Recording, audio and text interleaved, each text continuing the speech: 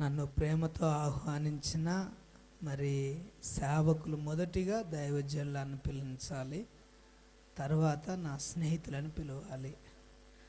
వారికి నా ప్రత్యేకమైన వందనాలు. సంసోనయ్య గారికి, ఎప్సిబామ్మ గారికి, వాళ్ళ కుటుంబానికి కూడా నా ప్రత్యేకమైన వందనాలు. అలాగనే మరి మమ్మల్ని అందరినీ ఒక ఆత్మీయమైన రీతిలో తరబిదును అనుగ్రహించి మరి దేవుని పరిచర్యలో బహుబలంగా వాడబడడానికి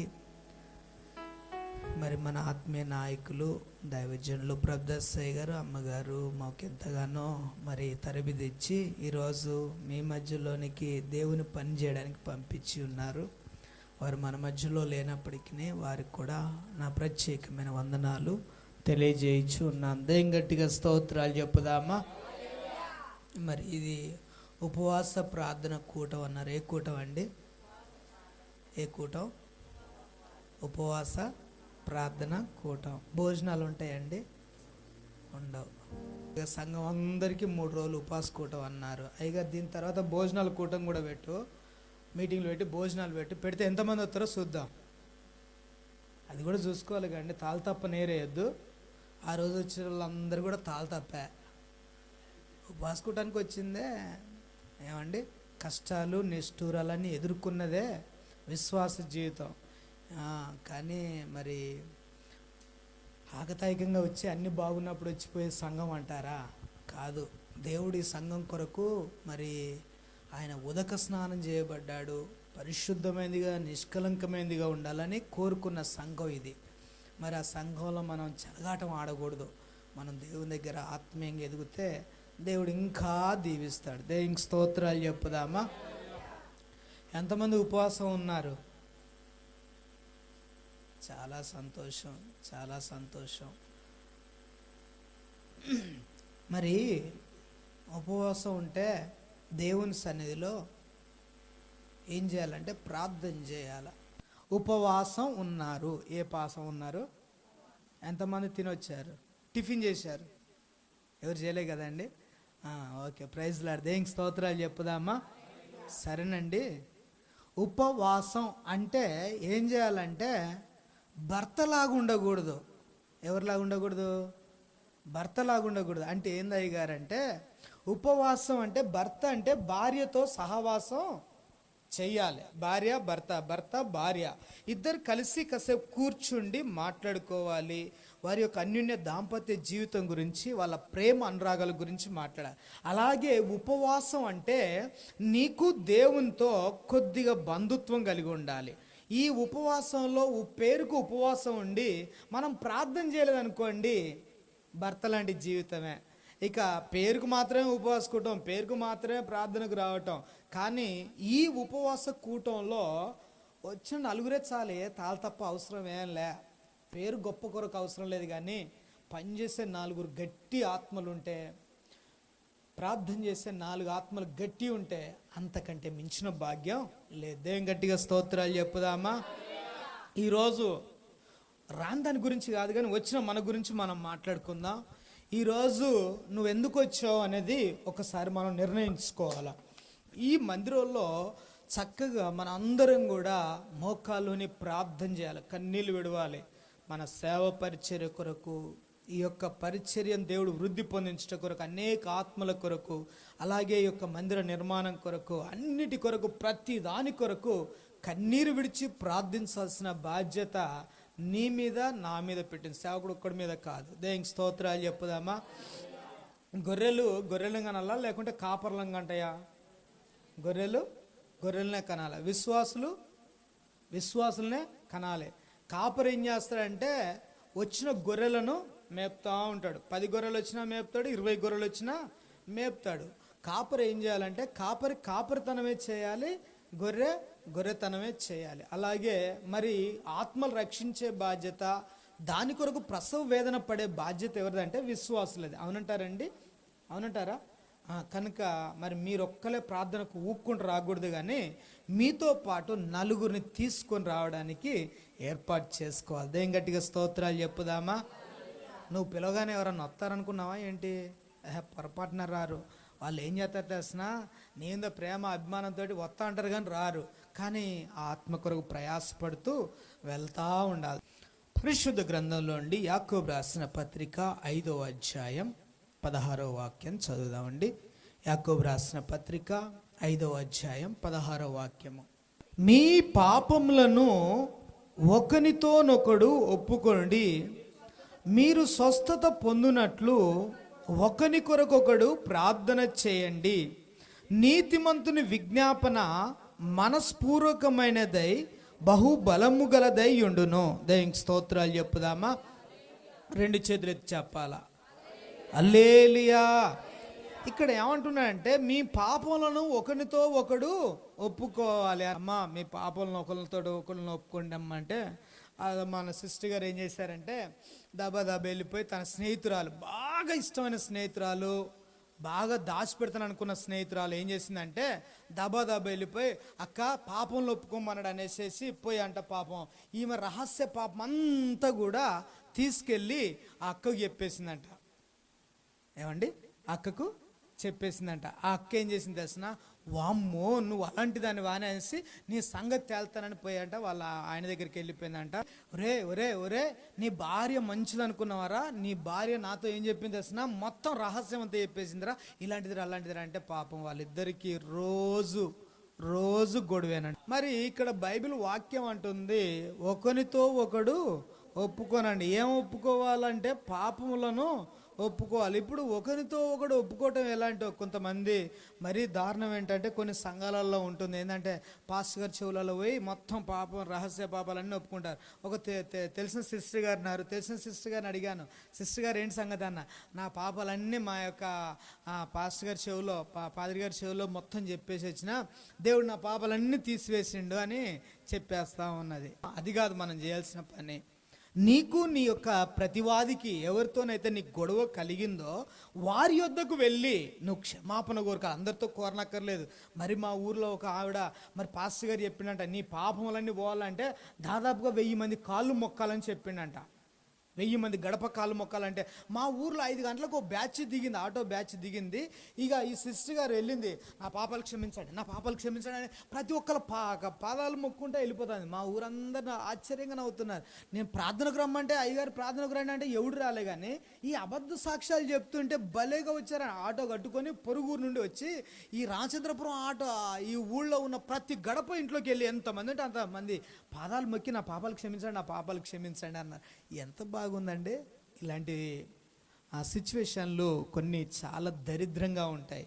కానీ ఒకరినొకరు మీ పాపలను ఒకరితో ఒప్పుకోనంటే నువ్వు ఎవరితోనైతే ఇబ్బంది పడ్డావో, ఎవరితోనైతే నీకు తగాద కలిగిందో, ఎవరితోనైతే నీకు సమాధానం లేదో వారి యొద్దకు వెళ్ళి నీ పాపములన్నీ కూడా ఒప్పుకొని క్షమాపణ కోరుకొని దేవుని దగ్గర సరైన తత్సంబంధంతో నువ్వు ప్రార్థించినప్పుడు దేవుడు చక్కగా నీ ప్రార్థన ఆలకిస్తాడు. దేవునికి స్తోత్రాలు చెప్పుదామా?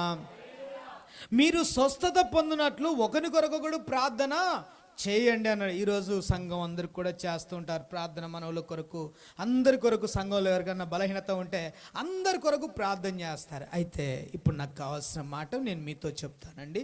ఏమన్నా, నీతిమంతుని విజ్ఞాపన మనస్పూర్వకమైనదై బహుబలము గలదై ఉండును. దయం గట్టిగా స్తోత్రాలు చెప్పుదామా? నీతిమంతుని ప్రార్థన ఎలా ఉండాలనేది దైవజనుడు అయిన యాకోబు గారు చెప్తున్నాడు. ఏమన్నంటే నీతిమంతుని విజ్ఞాపన, ఈరోజు ఉపవాసం ఉండి ప్రార్థన చేస్తున్నాడు. నీ ప్రార్థన ఎలా ఉండాలంటే అది మనస్పూర్వకంగా ఉండాలి. అది మనస్పూర్వకంగా ఉంటేనంట అది బహుబలంగా ఉంటుంది. దేవునికి స్తోత్రం చెప్పుదామా? నీ ప్రార్థనకి ఏముంటుందంటే బహుబలం ఉంటుంది. దేవునికి స్తోత్రాలు చెప్పుదామా? ఈరోజు బలం లేని ప్రార్థన చేయకూడదు. అతబడికి ఒక శక్తి ఉంది, దయ్యాలకు ఒక శక్తి ఉంది, మాంత్రికుడికి ఒక శక్తి ఉంది, శుద్రశక్తులకు ఒక శక్తి ఉంది, మనిషికి కూడా ఒక శక్తి ఉంటుంది. అలాగే దైవికంగా దేవునికి కూడా ఒక శక్తి ఉంది. దేవుని గట్టిగా స్తోత్రాలు చెప్పుదామా? అది సామాన్యమైన నీ చేతిలో అది దేవుడు దాచబడి ఉంది. ఏమంటే నీతిమంతుని విజ్ఞాపన, నీతిమంతుని ప్రార్థన మనస్పూర్వకమైనది అయితే అది బహుబలంగా ఉంటుంది.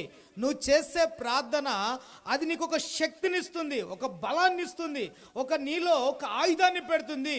ఆ ఆయుధం ఎలా కలుగుతుంది అంటే దేవుని దగ్గర ఉపవాసం ఉండి కన్నీళ్లు విడుస్తూ మనస్పూర్వకంగా ప్రార్థన చేస్తుంటే ఆ ఆయుధం నీ చేతిలోకి వస్తుంది. దేవునికి స్తోత్రాలు చెప్పుదామా. ఆ బహుబలము గలదై ఉన్న ఆయుధము నీ చేతిలో ఉంటే నువ్వు ఏ సమస్యనైనా జయించగలుగుతావు, ఏ చాతబడినైనా జయించగలుగుతావు, ఏ రోగానైనా జయించగలుగుతావు, ఏ దుష్ట ఆత్మలైనా నువ్వు జయించగలుగుతావు. ప్రార్థన అనే ఆయుధమే నీలో లేకపోతే ఏమండి, నువ్వు ఎన్నాళ్ళు ప్రార్థనకు వచ్చినా బొబ్బరించు సింహానివి, గాండ్రు పెట్టు సింహం, పళ్ళు పీకేసిన సింహం ఏం చేస్తుంది తెలిసిన, కూరలు పీకేసిన పాము ఏం చేస్తుంది తెలిసిన, బుసలు కొడతా ఉంటుంది, పడగైపుతుంది. అది కూరలు పీకేసిన సింహం ఏం చేస్తుంది తెలిసిన, నేను చంపేస్తానని గాండ్రు అంటుంది. ఈరోజు దైవికమైన శక్తి లేని విశ్వాసి ఎలాంటి వారయ్యా అంటే కూరలు పీకేసిన పాము లాంటి వారు. ఈరోజు ఉపవాసం ఉన్నావు కదా, ఇక్కడ నుండి మనస్పూర్వకంగా చేసిన ప్రార్థన ద్వారా బహుబలం గలదైన ప్రార్థన శక్తిని పొందుకొని ఇక్కడి నుంచి వెళ్ళాలి. లేకుండా వెళ్ళారనుకోండి అక్కడున్న వాళ్ళకే నువ్వు కూడా, అక్కడున్న వాళ్ళంటే రేపు వస్తారే భజన చేయడానికి ఆదివారం, ఏమనుకోమాకండి అయ్యగారండి భజన చేయడానికి వస్తారే, మా చర్చిలో ఇంతే ఉంటుందిలేండి. దేవుని దయ వల్ల మరి నలుగురితో ప్రారంభమైన ప్రార్థన ఈరోజు 50 మంది ఉపవాసం ఉండి ప్రార్థన చేస్తారు. 2 రోజులు అంటే 2 రోజులు వస్తారు, 3 రోజులు అంటే 3 రోజులు వస్తారు, వారం అంటే తప్పకుండా కొద్ది గొప్ప జంకుతారు. కానీ ఇవాళ 40 మంది 50 మంది 3 రోజులు ఉపవాసం అన్నా వచ్చి కూర్చుంటారు. ఎట్లా వస్తారు తెలిసిన, టైంకి వస్తారు. ఎట్లా వస్తారు తెలిసిన, రోజు ప్రార్థన మందిరంలో మనం ఏం చేయాలి తెలిసిన, కన్నీళ్ళు విడిచి టైంకి వచ్చి ప్రార్థన చేస్తూ ఉండాలి. టైంకి దేవుడు వస్తాడు, టైంకి దేవుడు వచ్చి మన ప్రార్థన మన స్తుతియాగం తప్పకుండా వింటాడు. మళ్ళీ దేవుడు బహుబలమైన ఆయుధంగా దేవుడు బహుబలంగా మారుస్తాడు. దేవుని గట్టిగా స్తోత్రం చెప్పుదామా. నీతిమంతులు అనగా పరిశుద్ధమైన జీవితం గలవారు, యేసయ్య రక్తంలో కడగబడిన వాళ్ళు, యేసయ్యతో బాప్తిసం తీసుకున్న బిడ్డలందరూ కూడా త్వరపడి వచ్చి దేవుని మందిరంలో పాలు భాగస్తులు అవుతూ ప్రార్థన చేయాలి. దేవుని గట్టిగా స్తోత్రాలు చెప్పుదామా. ఈ నీతిమంతులు ఏం చేస్తారంటే దేవునితో సహవాసం చేస్తుంటారు. ఎవరితోటండి? ఈ చర్చిలోకి వచ్చిన తర్వాత అక్క బాగున్నావా, చెల్లి బాగున్నావా, నీ చీర బాగుంది, తమ్ముడు రాలేదు, ఇవి కాదు. ఇక్కడికి వచ్చిన కానుండి ఏం తెలుసునండి, వాళ్ళు దేవునితో బంధుత్వం చేయాలి. ఎవరితో బంధుత్వం? దేవునితో. నీకు ఎవరికి సంబంధం ఉండాలా? దేవునికే. మరొకరితో ఉండడానికి వీలు లేదు. అలాంటి సంబంధాలు మనం పెట్టడానికి కూడా వీలు లేదు. దేవుని పరిశుద్ధ సన్నిధిలోనికి వచ్చినాం, లేట్గానే వస్తాం, 10 నిమిషాలు లేట్గానే వస్తాం, 1 గంట లేట్గానే వస్తాం. ఇంటికాడ ఏదో కొన్ని సమస్యలు ఉంటుంటాయి, కొంత దూరం అయింది, లేటుగా వస్తారు. లేటుగా వచ్చినా నీవేం చేయాలి తెలుసా, మరి ఎక్కువగా ప్రార్థన చేయాలి, మరి ఎక్కువ దేవునితో బంధుత్వం చేయాలి, మరి ఎక్కువగా ఆశీర్వాదం కొరకు ప్రాకులాడే బిడ్డగా ఉండాలి. దేవుని గట్టిగా స్తోత్రాలు చెప్పుదామా, గట్టిగా స్తోత్రం చెప్పుదాం.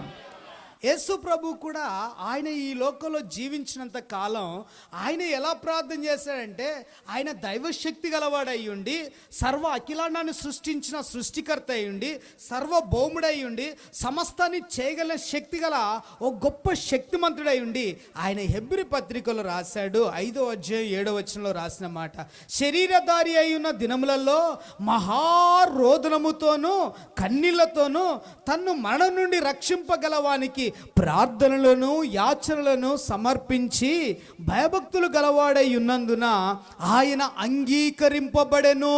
దయం గట్టిగా స్తోత్రాలు చెప్పుదామా. యేసు ప్రభు శరీరధారి అయి ఉన్న దినములలో, మనలాగా శరీరధారి అయిన దినములలో ఆయన మహారోదనంతో ప్రార్థన చేశాడు. ఏ రోదనం అంట? మహారోదనంతో, కన్నీళ్లతోటి ప్రార్థనలు యాచనలు దేవునికి సమర్పించాడు. ఆయన సమర్పించినప్పుడు మనం ఎందుకు సమర్పించకూడదండి? Praise the Lord, praise the lord.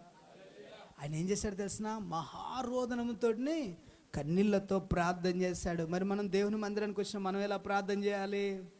ప్రభువా నీకు వందనాలు అయ్యా, సమయం ఇచ్చినందుకు వందనాలు ప్రభువా, మరి మా సంఘాన్ని దీవించయ్యా, ఏ స్నాములు అడిగేస్తున్నాం తండ్రి, ఆమేన్ కదండి. ఒక బాధ్యత ఉండాలి, ఒక బరువు మనలో ఉండాలి. ప్రార్థన ఉపవాసం ఉన్నాం కదా, ఇక దేంతో సంబంధం ఉండదు, అన్నీ వదిలిపెట్టేసి దేవుని మందిరంలో ఏకాంతంగా గడపడానికి దేవుని దగ్గర ఒక నిశ్చయత తీసుకోవాలి. నీ చేతులు అప్పుడు ఏంటో తెలిసిన, దేవుని యొక్క ప్రార్థన ఆయుధం నీలో ఉంటుంది. దేవుని గట్టిగా స్తోత్రాలు చెప్పుదామా, గట్టిగా స్తోత్రాలు చెప్పుదామా. లూకా సువార్త 22:44 యేసు ప్రభు ప్రార్థించిన విధానం కనబడుతుంది. ఏమంటున్నాడంటే, ఆయన వేదన పడి మరింత ఆతృతగా ప్రార్థన చేయగా ఆయన చెమట నేల మీద పడుచున్న గొప్ప రక్త బిందువుల వలె ఆయను అని రాయబడింది. దేవునికి స్తోత్రం చెప్పుదామా. ఆయన ఏమంటున్నాడు, ఆయన వేదన పడి మరింత ఆతృతగా ప్రార్థన చేయగా ఆయన చెమటంట రక్త బిందువులుగా మార్చబడింది. దేవునికి స్తోత్రాలు చెప్పుదాం. మనకు కొంచెం ఉబ్బదీసింది అనుకోండి, ఇసురుకుంటానే ఉంటుంటాం కదండి. కానీ ఆయన ప్రార్థన చేస్తున్నప్పుడు అండి, ఆయన వేదన పడుతున్నప్పుడు చెమట రక్త బిందువులుగా మార్చబడి మరింత వేదనగా ఆతృతగా ప్రార్థన చేశాడు. ఈరోజు ఆయన పిల్లలమైన మనం కూడా అలాంటి ఒక గొప్ప ప్రార్థన మనం చేయవలసిన వారంగా ఉన్నాం. దేవుని గట్టిగా స్తోత్రాలు చెప్పుదామా. అలా ప్రార్థన చేసుకుంటున్నా, అలా ప్రార్థన వేదన పడి ప్రార్థన చేస్తున్నా, అలా కష్టపడి ప్రార్థన చేస్తున్నా, కన్నీళ్లు విడిచి ప్రార్థన చేస్తున్నా యేసయ్య దగ్గరికి, అంత ప్రార్థన పరుడైన యేసయ్య దగ్గరికి ఎవరు వచ్చారు? సాతానుగాడు వచ్చేసాడు. ప్రార్థన చేస్తున్నప్పుడు ఆయన ఆ ప్రార్థన బలంతోనే దాంతో మాట్లాడటం జరిగింది. బైబిల్లో చూద్దాం, మత్తయి సువార్త 26:41. ఈ యొక్క ప్రార్థన శక్తి మనల్ని ఎలా నడిపిస్తుందో మనం ఒకసారి బైబిల్లో చూద్దాం. పరిశుద్ధ గ్రంథంలో నుండి మరి మత్తయి సువార్త 26:41.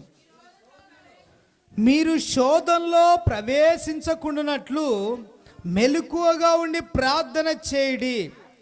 ఆత్మ సిద్ధమే కానీ శరీరము బలహీనమని పేతురుతో చెప్పి. దేవునికి స్తోత్రం చెప్పుదామా, గట్టిగా స్తోత్రాలు చెప్పుదాం.